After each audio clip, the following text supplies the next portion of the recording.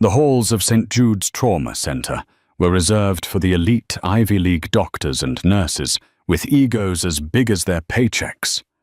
When Sarah walked in, wearing scrubs that looked 2 sizes too big and a silence that unsettled the room, they didn't just ignore her. They laughed. They called her the mute, the maid, and the liability. They tried to force her out, but they didn't know who she really was. They didn't know that the scars on her arms weren't from clumsiness, but from shrapnel. They didn't know that their most high-value patient, a dying Navy SEAL commander, was holding on for one reason only. And it wasn't for the doctors. The laughter in the break room of Ward 4 West wasn't subtle. It was the sharp, jagged kind that was meant to be heard through the thin drywall. I asked her for a clamp, and she handed me a hemostat. Dr. Julian Thorne scoffed, leaning back in his leather chair. He was the golden boy of St. Jude's, a trauma surgeon whose Instagram following rivaled his surgical success rate. I swear HR is scraping the bottom of the barrel. She looks like she wandered in from a bus stop. She's 45 if she's a day. Nurse Jessica Thorne's head, surgical nurse, chimed in, stirring her oat milk latte. Who starts their residency or nursing rotation at 45, and have you seen her hands? They shake. I saw her trembling when she was prepping the IV tray for Mrs. Gable. Probably the DTs, Thorne muttered, checking his watch. Alcoholic or burned out. Either way, get her out of my OR. If she touches a patient during a critical procedure, I'm filing a formal complaint against administration. Outside the door, Sarah Mitchell adjusted the collar of her scrub top. It was blue standard issue, but on her it hung loosely, hiding a frame that was wiry and hardened. She had heard every word. She didn't blink. She didn't storm in to defend herself. She simply picked up the tray of sterilized instruments she had been carrying and walked toward the nurse's station. Sarah had been at St. Jude's for 3 weeks. In that time, she had spoken less than 100 words. She did the grunt work, changing bedpans, sanitizing surfaces, restocking carts tasks that the younger elite nurses felt were beneath them. She took the graveyard shifts nobody wanted. She took the ridicule. "Hey, newbie." Sarah paused. It was Greg, a second-year resident with a smirk permanently etched onto his face. He tossed a dirty lab coat at her. It landed on her shoulder. "Take that to laundry, and grab me a coffee, black. Don't mess it up like you did the charts." Sarah slowly peeled the coat off her shoulder. She looked at Greg. For a split second, her eyes, usually a dull, passive gray, flashed with something salt and metallic. It was the look of someone who had decided whether a man lived or died in the time it took to blink. Greg faltered his smirk, slipping for a fraction of a second. "Coffee," Sarah said softly. Her voice was raspy, like gravel moving over velvet. "Yeah. Coffee," Greg stammered, regaining his composure as she walked away. "Freak." The truth was, Sarah's hands did shake. But not from alcohol. They shook from the phantom vibrations of Black Hawk rotors. They shook because for 20 years her hands had been covered in the blood of boys who cried out for their mothers in the dirt of Kandahar Fallujah and places the government wouldn't admit existed. She wasn't just a new nurse. She was former Lieutenant Sarah Mitchell callsign, Angel, a specialized pararescue jumper and combat medic attached to Tier 1 Special Operations units. She had retired 3 years ago after an IED took out half her convoy and left her with a TBI traumatic brain injury and a spine full of titanium. She had come to St. Jude's not for the money, but because she needed the noise. The silence of retirement was too loud. She needed the beeping of monitors to sleep. She needed to be useful. But she had promised herself no heroics, no combat, just quiet care. She was failing at the quiet part, mostly because Dr. Thorne and his clique were making her life a living hell. That afternoon, the hospital PA system crackled to life. The tone was different. 3 sharp blasts. Code black. Trauma Bay 1. ETA 3 minutes. Mass casualty event reported. High-value transfer incoming. The break room emptied instantly. Dr. Thorne was already barking orders as he sprinted down the hall. Jessica, prep or 1. Greg, get the blood bank on the line. This is it, people. We have VIPs coming in from the airfield. Sarah stood by the linen cart. She wasn't assigned to Trauma Bay 1. She was assigned to mop-up duty. But as the sirens wailed closer, a sound cut through the sterile air that made her blood freeze. It was the distinct rhythmic thumping of a heavy-lift military helicopter landing on the roof.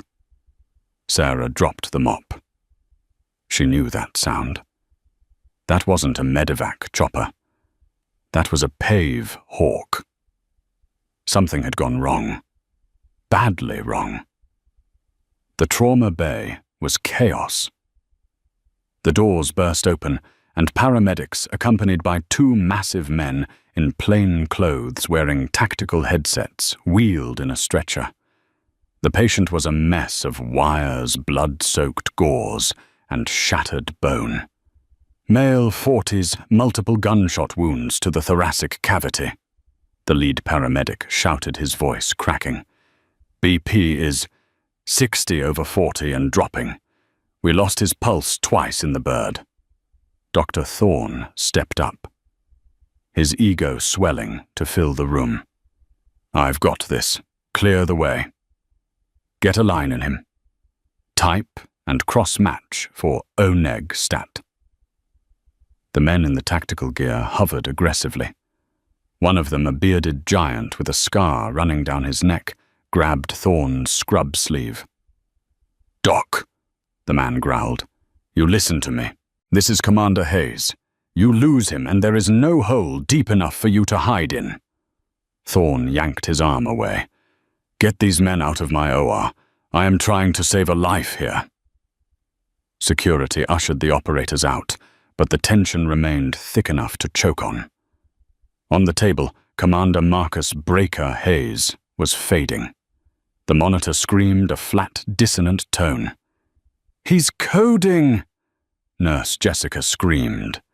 V, fib, paddles, Thorne yelled. Charge to 200. Thump. Nothing. Charge to 300. Thump. Come on. Thorne was sweating now. The confident surgeon was cracking. The damage was too extensive. There was arterial spray hitting the floor every time they did compressions. Where is the bleeder? I can't see anything through this mess. In the corner of the room, unnoticed, Sarah Mitchell had slipped in. She wasn't supposed to be there. She was supposed to be cleaning the waiting room. But she was watching the monitor, and she was watching the blood flow. She saw what Thorne missed. Thorne was looking at the chest wounds. But the blood wasn't pooling in the chest cavity alone. The commander's abdomen was distended tight as a drum. He's got a junctional hemorrhage, Sarah whispered. No one heard her. I said charge to 360, Thorne screamed. We are losing him. Sarah moved. It wasn't a conscious decision. It was muscle memory. She stepped past Greg, who tried to block her. Get out of here, janitor, Greg hissed.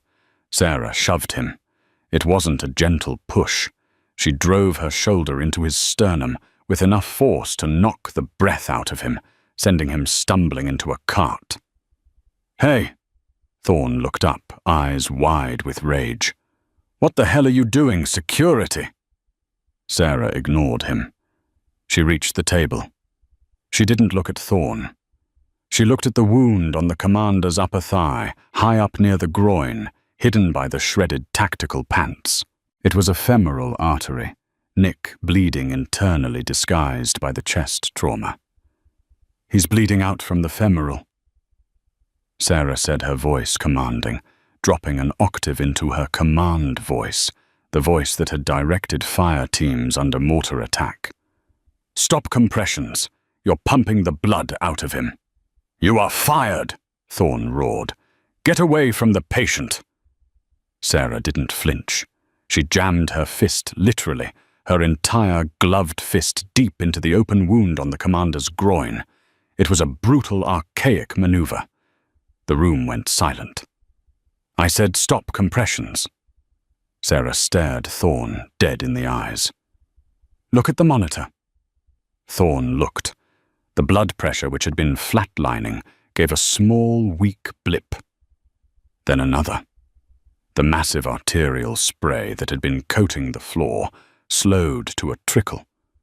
By applying direct manual pressure to the artery against the pelvic bone, she had crimped the hose. He stabilized, Jessica whispered, staring at the screen. Sarah didn't smile. She was sweating, her face pale, her hands shaking slightly from the exertion, but her grip was iron. "Clamp," Sarah said. She didn't ask. She ordered. Thorne stood frozen. His brain couldn't process what was happening. The janitor nurse, the one he mocked for trembling hands, was currently elbow-deep in a Navy SEAL, holding his life together with sheer brute force. "I said give me a damn vascular clamp, doctor," Sarah barked. Thorne snapped out of it. He grabbed the instrument and handed it to her. With a dexterity that belied her earlier shaking, Sarah navigated the blood-slicked cavity, found the torn artery, and clamped it blind. She slowly withdrew her hand. The monitor held steady. "Now," Sarah said, peeling off her blood-soaked gloves and tossing them into the bin. "You can treat the chest wounds. He won't bleed out while you do it." She turned to walk away. "Wait," Thorne stammered. "How did you... Who are you?" Sarah paused at the door. The adrenaline was fading, and the familiar ache in her spine was returning. She looked at the floor. "Just the new nurse," she said quietly. She walked out.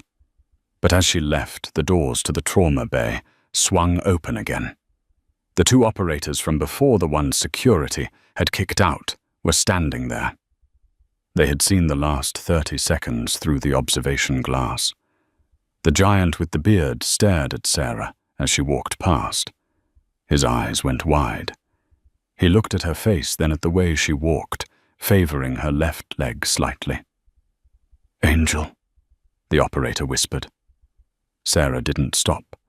She kept walking until she reached the locker room, where she sat on a bench and buried her face in her hands. She had broken cover. She had broken protocol. And she had definitely just gotten herself fired. Inside the trauma bay, Commander Hayes's vitals were stabilizing. But the drama was far from over. Thorne was already spinning the narrative in his head. "I saved him. I directed the nurse. It was my team." He had no idea that the man on the table was waking up, and he certainly had no idea that Commander Hayes owed Sarah Mitchell a debt that couldn't be paid with money. The adrenaline had long since evaporated, leaving Dr. Julian Thorne with a calculated coolness. He stood in the office of Hospital Administrator Marcus Sterling, a man whose concern for the hospital's endowment fund far outweighed his concern for patient care.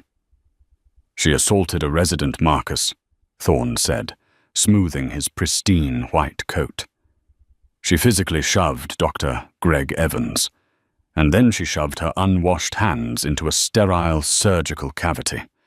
It's a miracle Commander Hayes didn't go into septic shock immediately. I had to intervene, repair the damage she caused, and stabilize the patient myself." Administrator Sterling tapped his pen on the mahogany desk. But the patient is alive, because of me. Thorne lied without blinking. I guided the team. She was a disruption. A dangerous, unhinged disruption. I want her license revoked, and I want her gone. If the Navy finds out a geriatric, shaky-handed nurse was manhandling a SEAL commander, we'll lose the military contract. Sterling nodded slowly. You're right. We can't risk the liability. Draft the termination papers. I'll have security escort her out before the shift change. While the administration plotted her demise, Sarah was down in the sterilization room scrubbing instruments. The water was scalding hot, turning her hands raw and red, but she didn't feel it. She was lost in a memory, a dust storm in the Argan Dab Valley.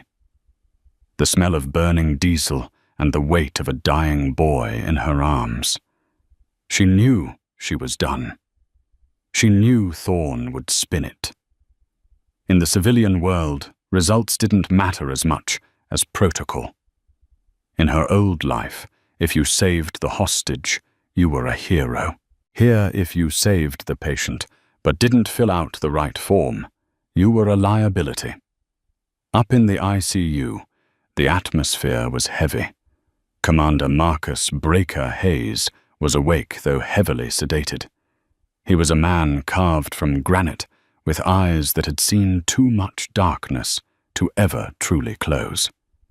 His team, the operators who had brought him in, were standing guard. They refused to leave the room, despite the nurse's protests.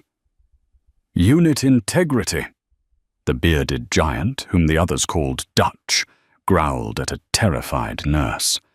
We don't break it. Dr. Thorne breezed into the room, a practiced smile plastered on his face. He held a clipboard. Gentlemen.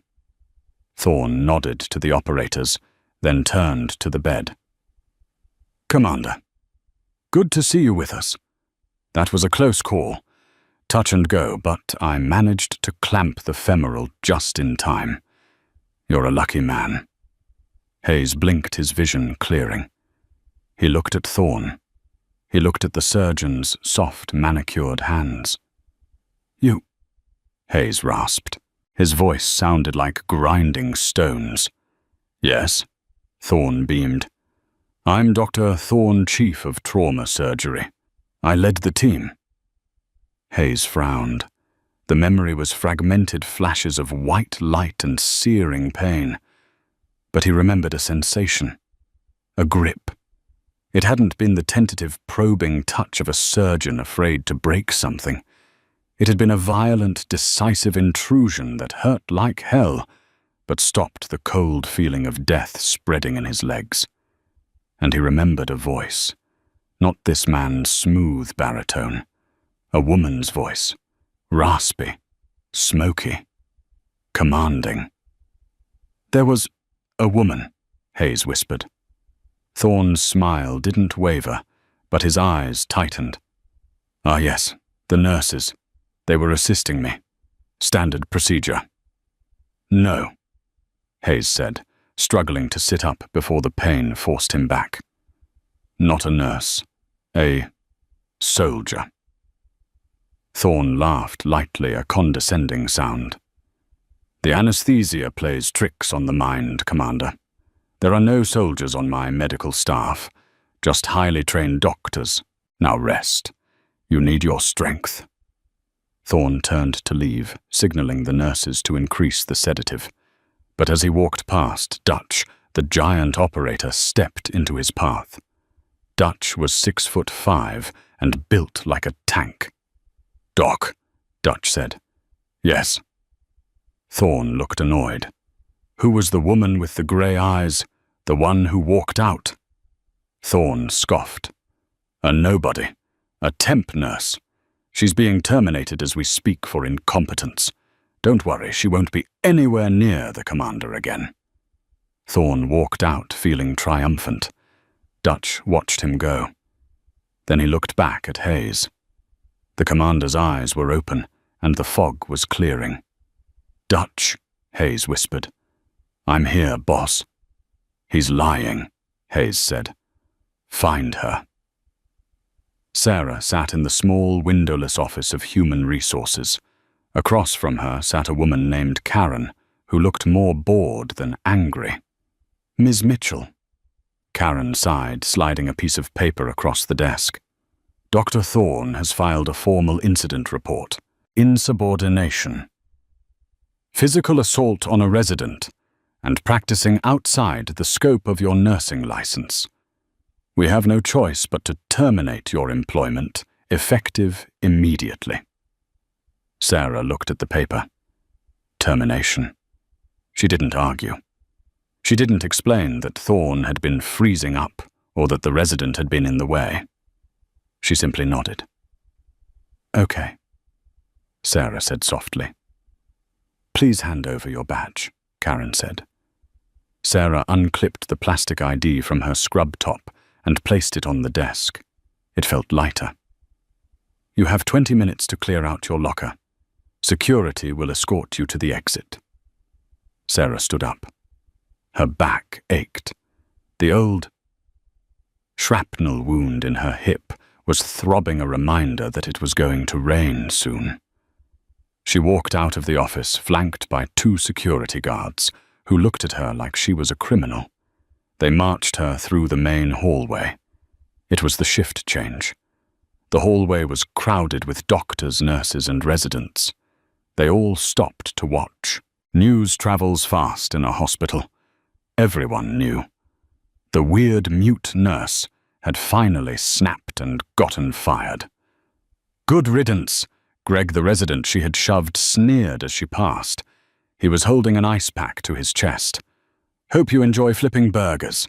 Nurse Jessica was there too, shaking her head. "I told you she wasn't cut out for this. Too unstable." Sarah kept her eyes forward. She carried a small cardboard box containing a stethoscope, a spare pair of socks, and a framed photo of a dog that had passed away years ago. That was it. That was her whole life at St. Jude's. She reached the lobby. The automatic doors were just ahead. Freedom. Silence. "Hold it."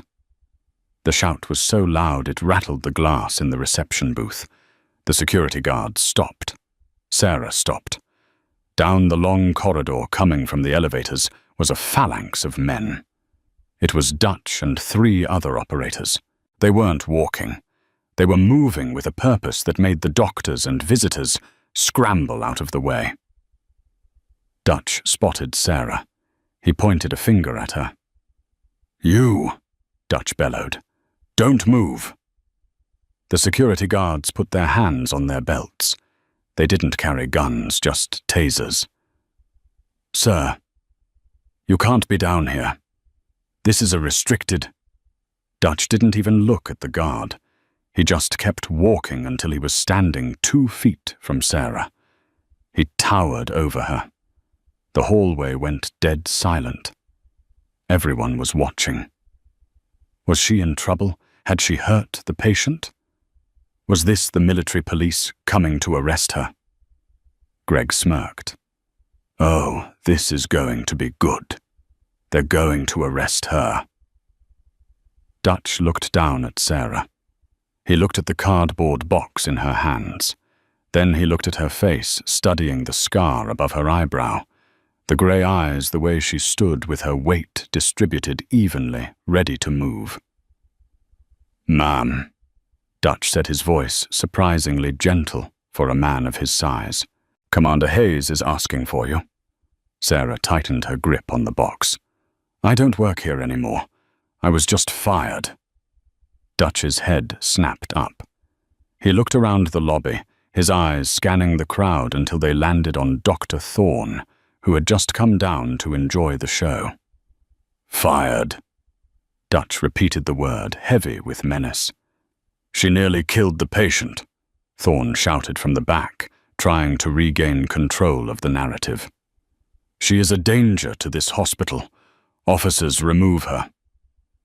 Dutch turned his body slowly toward Thorne. The other 3 operators fanned out, creating a protective perimeter around Sarah. It was a subtle tactical move, diamond formation used, to protect a VIP. Nearly killed him?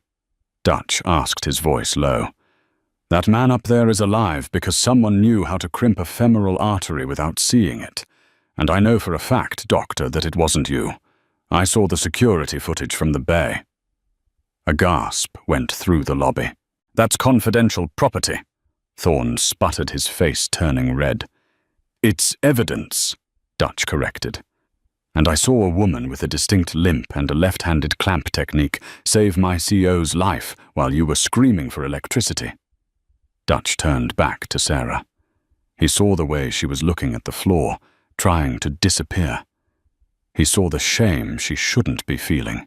We checked your file, ma'am, Dutch said softly, so only she could hear. Or the file you gave HR. Sarah Mitchell, associate's degree in nursing. Previous experience nursing home. Sarah didn't look up. But then I made a call to a friend at the Pentagon, Dutch continued. I gave him your vitals and your description, and he told me there is no Sarah Mitchell. Sarah's eyes snapped to his. He told me. Dutch smiled a sad, respectful smile. That there is a Jane Doe, retired from the 24th Special Tactics Squadron. Call sign Angel. The only woman to ever complete the PJ pipeline and serve with the teams off the books. Credited with 400 combat saves. The box slipped from Sarah's hands. It hit the floor with a thud. The whisper ran through the crowd. Special Tactics. 400 saves. Thorne pushed his way to the front. I don't care if she's Florence Nightingale. She broke protocol. She is fired. She isn't going anywhere. A voice boomed from the elevators. The crowd parted. A wheelchair was being pushed forward by a terrified nurse. In it sat Commander Hayes. He was pale, hooked up to a portable IV and a monitor, and he looked like death warmed over. But he was sitting upright. Commander, you cannot be out of bed, Thorne shrieked. Hayes ignored him. He looked across the lobby at Sarah. Their eyes locked. For the first time in years, Sarah felt seen. Not as a janitor, not as a screw-up, but as who she was. Hayes raised a trembling hand. He didn't point. He slowly, painfully brought his hand up to his brow. He saluted her. Dutch and the three other operators snapped to attention. Their boots slammed into the linoleum floor in unison. Crack. They raised their hands in a sharp, crisp salute. The silence in the lobby was deafening. Lieutenant, Hayes rasped, using her old rank. I believe you have my life in your hands. Again. Sarah's lip trembled. She fought it, but a single tear tracked through the dust on her cheek. She slowly straightened her posture. The slouch of the tired nurse vanished.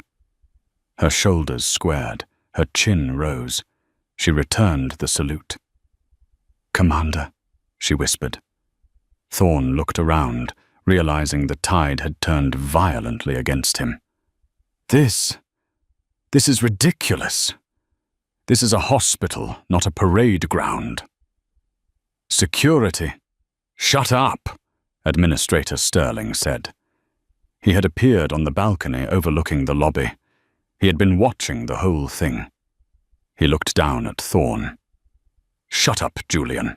Sterling walked down the stairs. He approached Sarah.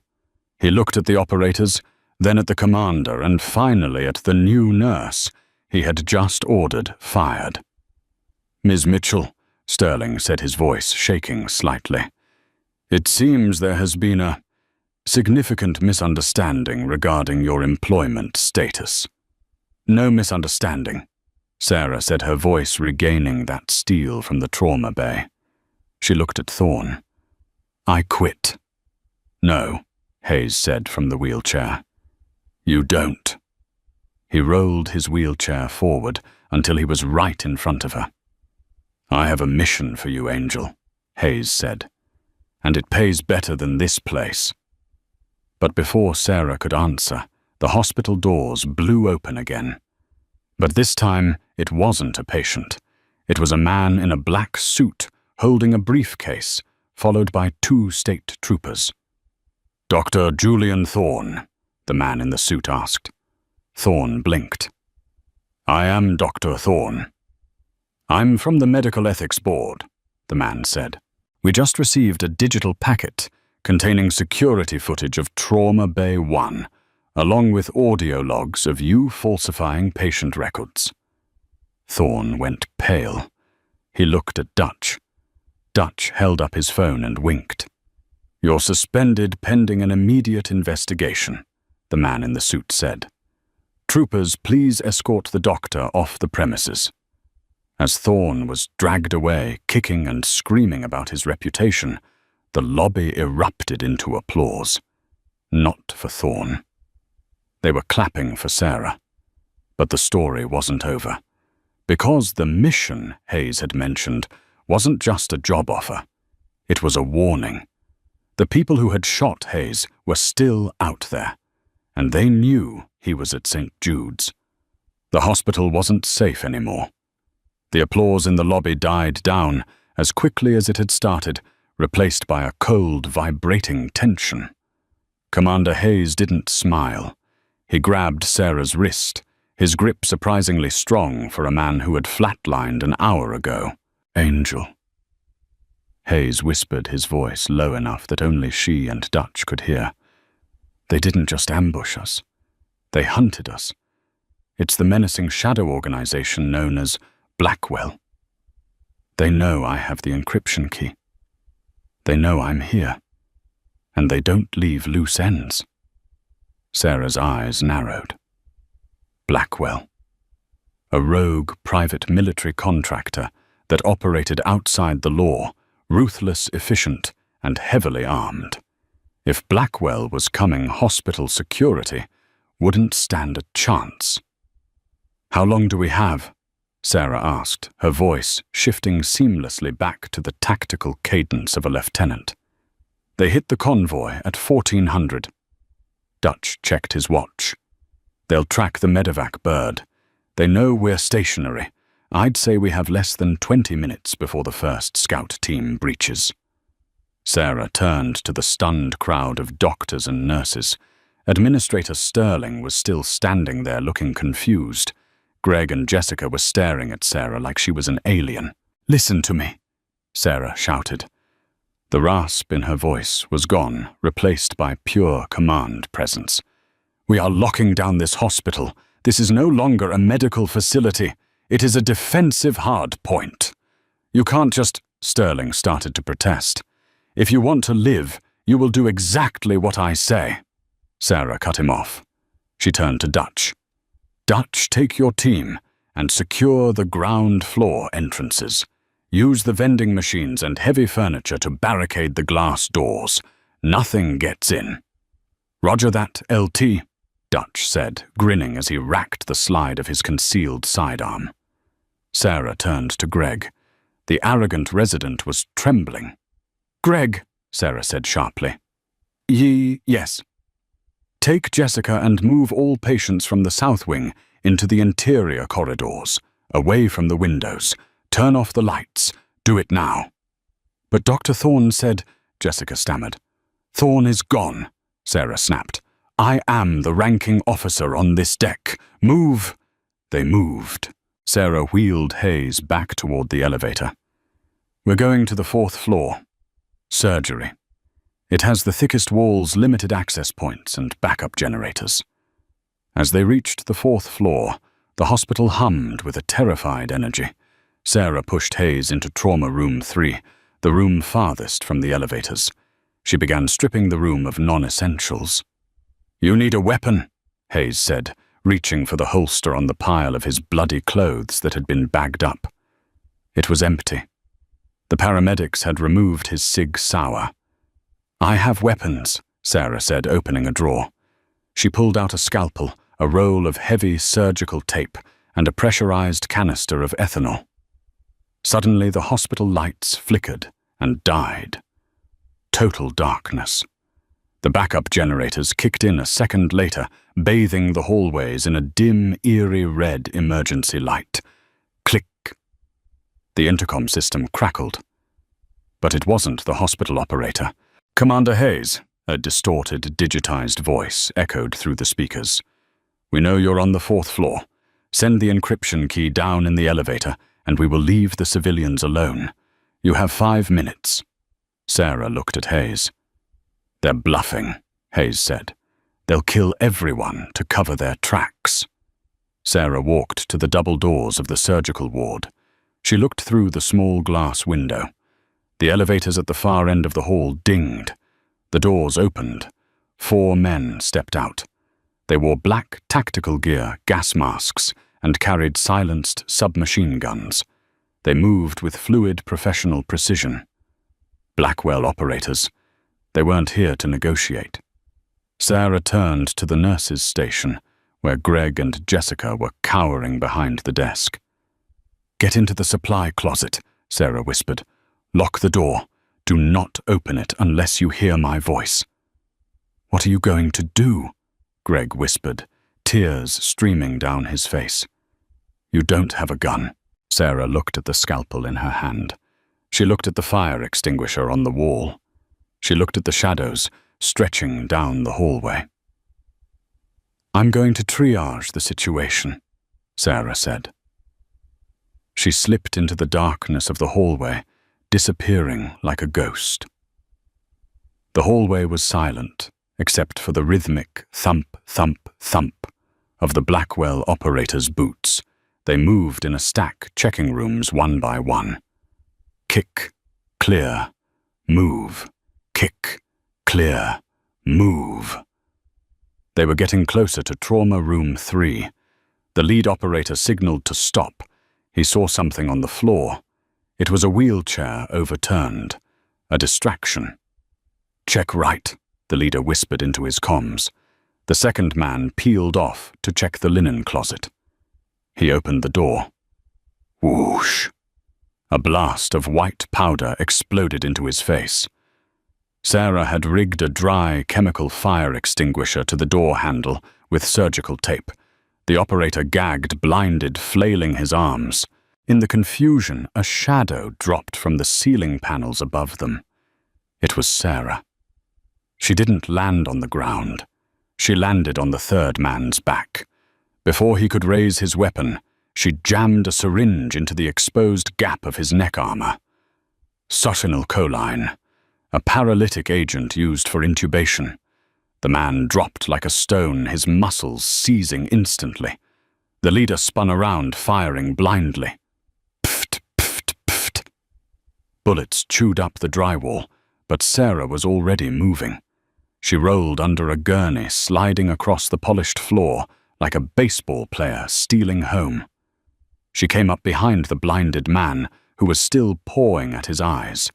She kicked the back of his knee, bringing him down, and snatched the MP5 submachine gun from his hands. "Contact rear!" the leader screamed. Sarah didn't hesitate. She wasn't a nurse anymore. She was Angel. She fired 2 controlled bursts. The leader took a hit to his vest and stumbled back, taking cover behind the nurse's station desk. The fourth man sprayed fire down the hall, forcing Sarah to dive into an open patient room. "She's armed," the leader yelled. "Flank her, frag out." A grenade skittered across the floor, stopping just outside Sarah's door. Sarah saw it. She didn't have time to run. She grabbed a heavy, lead-lined apron used for X-ray protection that was hanging on the door hook.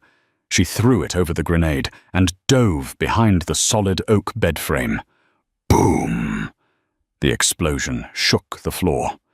The lead apron absorbed most of the shrapnel, but the concussion wave rattled Sarah's teeth and made her ears ring.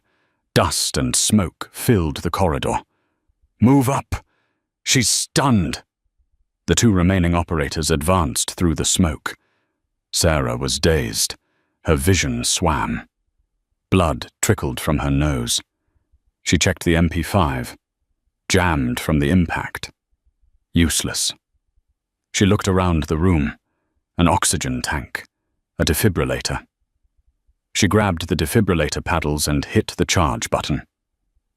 "Whine. Clear left," a voice said right outside the door. A black boot stepped into the room. Sarah didn't wait. She lunged. She didn't aim for the man. She aimed for his weapon. She batted the barrel aside with her left hand, screaming as the hot suppressor burned her palm. With her right hand, she slammed the defibrillator paddle against the man's chest, right over his heart. "Clear!" Sarah yelled. Zap! 360 joules of electricity surged through the operator. His body went rigid. His finger clamped down on the trigger, sending a spray of bullets into the ceiling before he collapsed, convulsing. One man left, the leader. Sarah grabbed the fallen man's pistol, a Glock 19. She rolled onto her back, aiming at the door. But no one came in. Silence. "You're good," the leader's voice called out from the hallway. "For a nurse." "I'm not a nurse," Sarah called back, her voice steady, despite the pain in her hand. "I know," the voice said. "Angel, we read your file. Pity. You could have worked for us. I don't work for traitors. Then you die." A metal canister rolled into the room. Not a frag grenade. Flashbang. Sarah squeezed her eyes shut and covered her ears. Bang! Even with her eyes closed, the light was blinding. Her ears screamed. She was disoriented. The leader stormed the room. He saw her on the floor. He raised his rifle to her head. "Goodbye, Angel." Click. The hammer fell on an empty chamber. He had fired his last rounds at the ceiling during the confusion with his partner. The leader cursed and reached for his sidearm. But the half-second delay was all Sarah needed. She didn't shoot him. She swept his legs. He hit the ground, hard. Sarah was on top of him instantly. It was a brawl, now brutal close-quarters combat. He was stronger, heavier. He punched her in the face, splitting her lip. She took the hit and head-butted him her forehead, smashing into his nose. He roared and grabbed her throat, squeezing. Black spots danced in Sarah's vision. She couldn't breathe. Her hand scrabbled on the floor. She felt cold metal. A pair of trauma shears she had dropped earlier. With her last ounce of strength, she drove the shears down into the weak point of his tactical vest, the shoulder strap connection. He screamed and released her. Sarah rolled away, gasping for air. She grabbed the Glock she had dropped. The leader stumbled to his feet, pulling a knife. "Stay down," Sarah warned. He lunged. Bang, bang. 2 shots to the chest. The leader fell backward, crashing into a cart of sterile gauze.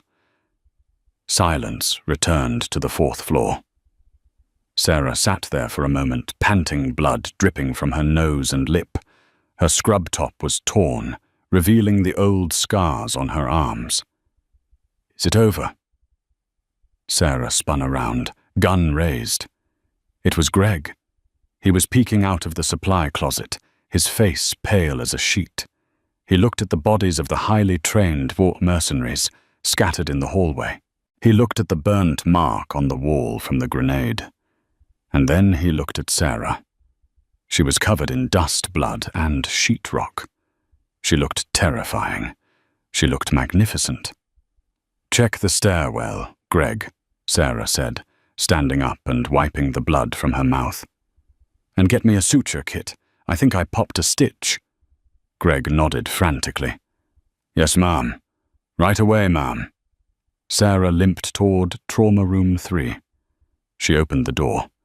Commander Hayes was sitting up, holding a scalpel ready to fight. He saw Sarah and relaxed. "Status?" Hayes asked. "Floor secure," Sarah said, leaning against the door frame. 4 hostiles down, but they'll send a second wave. We need to move." We can't, Hayes said, nodding toward the window. Sarah looked out. Down in the parking lot, 3 black SUVs had pulled up. More men were pouring out, heavily armed men. And a helicopter was approaching from the south, not a medevac, but a blacked-out attack chopper. That's the extraction team, Hayes said grimly. Or the cleanup crew. Sarah checked the magazine in the Glock. 7 rounds. Dutch, she radioed on the headset she had taken from the dead leader. Pinned down in the lobby. LT. Dutch's voice came back, accompanied by the sound of heavy gunfire. We're taking heavy heat. Can't get to you. Sarah looked at Hayes. They were trapped on the 4th floor. No way down. No way out. Looks like we have to do this the hard way, Sarah said. What's the hard way? Hayes asked. Sarah looked at the oxygen tanks lining the wall. She looked at the approaching helicopter. A crazy, desperate plan formed in her mind. We're going to the roof, Sarah said. To surrender. No.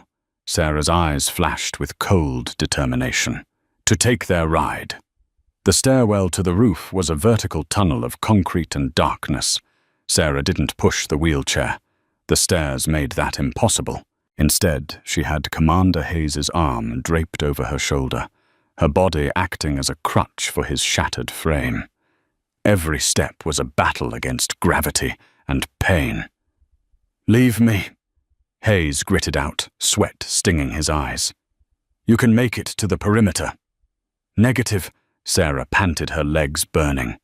We leave together or we don't leave.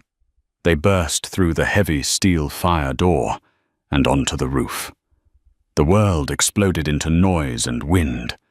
A sleek, matte black MH-6 Little Bird helicopter was hovering just feet above the helipad, its rotors whipping the rain into a frenzy. The downdraft was immense, tearing at Sarah's scrubs. 4 men were fast roping down from the skids, the cleaners. They hit the deck with heavy thuds, weapons raised. Sarah dragged Hayes behind a massive HVAC ventilation unit, just as bullets sparked against the metal casing. Ping, ping, ping! They have us pinned! Hayes yelled over the roar of the rotors. Sarah looked at the oxygen tank she had dragged up with them.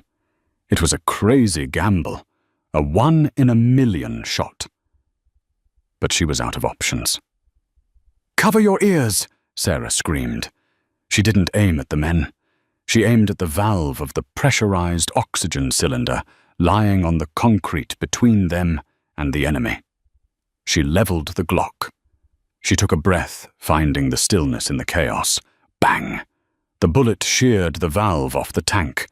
The cylinder didn't just explode, it became a missile.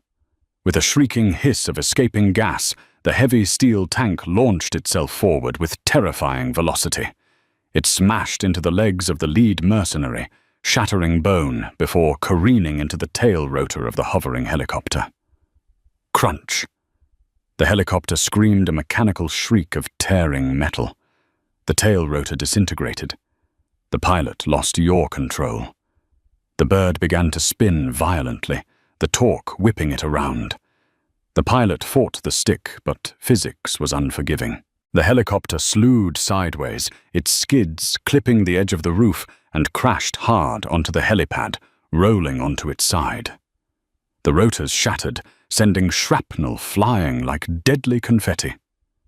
The mercenaries on the roof were knocked flat by the impact. Move, now! Sarah roared. She hauled Hayes up. They didn't run away from the crash. They ran toward it. The pilot was slumped over the controls, unconscious. Fuel was leaking. The engine was whining, trying to tear itself apart. Sarah yanked the pilot's door open, unbuckled him, and dragged him out onto the wet concrete. She shoved Hayes into the co-pilot's seat. "Can you fly?" Hayes shouted, strapping in. "I'm a para-rescue jumper," Sarah yelled, jumping into the pilot's seat. "We know enough to get home." She scanned the console. It was a digital glass cockpit complex military grade. Warning lights were flashing red. Rotor RPM low. Hydraulic failure. Come on, Sarah whispered, flipping switches with practiced speed. She killed the auto throttle and engaged the manual override. Outside, the surviving mercenaries were getting to their feet. They raised their rifles. Bullets shattered the windshield. Glass sprayed into the cockpit. Sarah grabbed the cyclic stick and ripped the collective up. The helicopter groaned, shuddered, and lifted. It was ugly. It lurched to the left, scraping the concrete sparks flying. But it was airborne. Sarah kicked the pedal, swinging the nose around. She didn't fly away immediately. She dipped the nose, buzzing the mercenaries, forcing them to dive for cover. "Dutch!" Sarah screamed into the headset. "Roof is clear. We have air transport. Get to the roof." "Negative, Angel." Dutch's voice crackled, sounding strained. "We're cut off. Elevators are disabled. We're holding the lobby, but we're out of ammo." Sarah looked at the fuel gauge. Low. She looked at Hayes. He was fading again, the G-force taking its toll. She made a choice. "Hold on," Sarah said. She pushed the stick forward. The damaged helicopter dove off the side of the building. For a terrifying second, they were free-falling toward the parking lot. Then Sarah pulled up at the last second, leveling out just 50 feet above the ground. She hovered right in front of the hospital's main glass entrance, the lobby where the battle was raging. Inside, Dutch and his team were pinned behind the reception desk. Blackwell operators were advancing. Sarah didn't have guns on the chopper. The crash had jammed the miniguns. But she had something else. "Brace!" Sarah spun the helicopter around, aiming the engine exhaust and the massive downdraft directly into the shattered lobby doors. The force of the rotor wash was like a hurricane. It blasted into the lobby, sending furniture glass and Blackwell operators flying backward. The dust and debris created a blinding go! Sarah screamed into the radio. Dutch saw the opening. He grabbed his wounded teammate.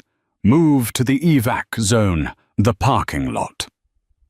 The operators sprinted out of the lobby, using the helicopter as a shield. They scrambled into the back of the hovering bird, hauling themselves onto the skids. "We're clear." "Punch it," Dutch yelled. Sarah pulled the collective. The helicopter screamed one last time and surged upward, climbing into the rainy night sky, leaving the chaos of St. Jude's Hospital behind them. Below them, flashing lights of police and FBI units were finally swarming the grounds. The cavalry had arrived, but they were 10 minutes too late. If it hadn't been for the nurse with the shaking hands, everyone would be dead. The private airfield in Virginia was quiet. The sun was setting, casting long orange shadows across the tarmac. Sarah stood by the chain-link fence, wearing civilian clothes, jeans, and a leather jacket. Her arm was in a sling, and she had a butterfly bandage over her eye. A black government sedan pulled up. Dutch got out first, looking clean-shaven and wearing a dress uniform. He opened the back door. Commander Hayes stepped out. He was on crutches, but he was standing. He wore his full dress whites, the gold trident of a Navy SEAL gleaming on his chest. He walked over to Sarah. "They told me you declined the medal," Hayes said softly. Sarah shrugged, looking at the runway. "I didn't do it for a medal. I just wanted to do my job." "You did a hell of a lot more than that," Hayes said. "Blackwell has been dismantled. The files you secured. They took down 3 corrupt senators and half the defense board. You cleaned house, Angel." "I'm retired commander," Sarah said. "Or I was supposed to be." Hayes reached into his pocket.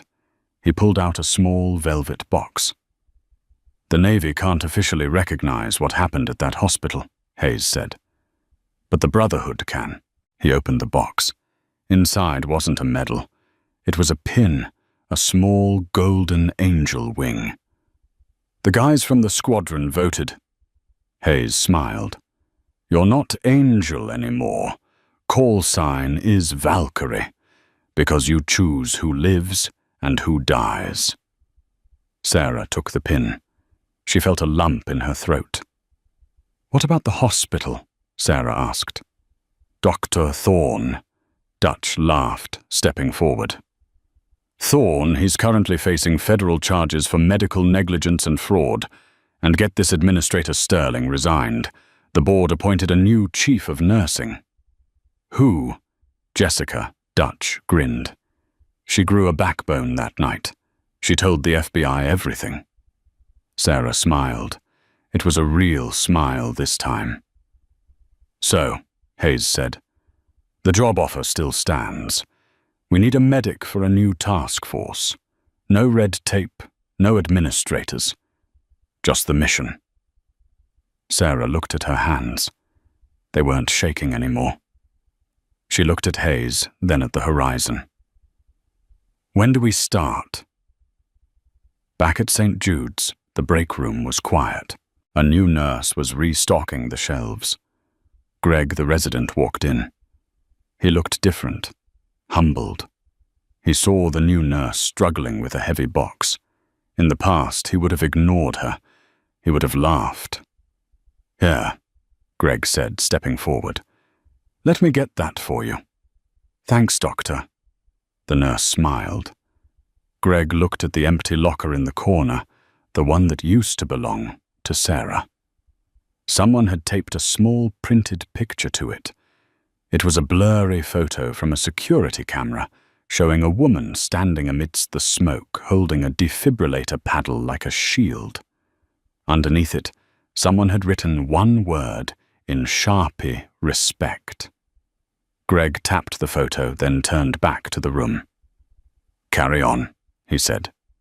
The legend of the nurse who was a soldier would never leave those halls, and the doctors never laughed at a new hire again. This story isn't just about combat. It's about the invisible battles people fight every day. Sarah Mitchell represents the thousands of veterans who walk among us, carrying skills and burdens we can't see. The doctors judged her by her silence, mistaking trauma for weakness and humility for incompetence. In a world obsessed with status and ego, Sarah reminds us that true strength doesn't need to announce itself. It just steps up when the fire starts. It's a reminder to never underestimate the quiet ones, because the person mopping the floor might be the only one capable of saving your life. If this story gave you chills, or if you believe that our veterans deserve more respect than they get, hit that like button right now. It helps us share these stories with the world.